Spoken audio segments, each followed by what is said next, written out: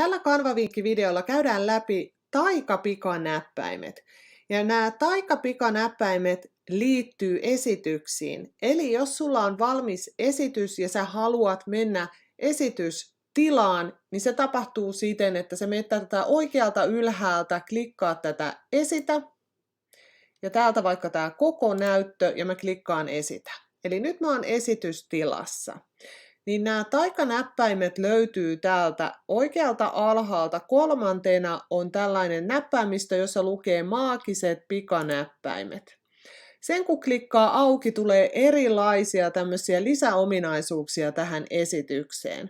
Ja nämä jopa saattaa vaihtua nämä lisäominaisuudet ikään kuin vuoden aikojen mukaan tai juhlapyhien mukaan.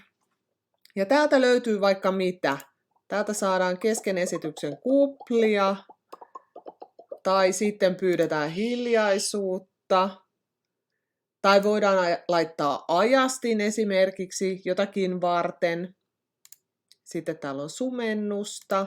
Klikkaamalla uudestaan näitä saa nämä heti pois täältä. Rumpujen pärinää, konfetteja.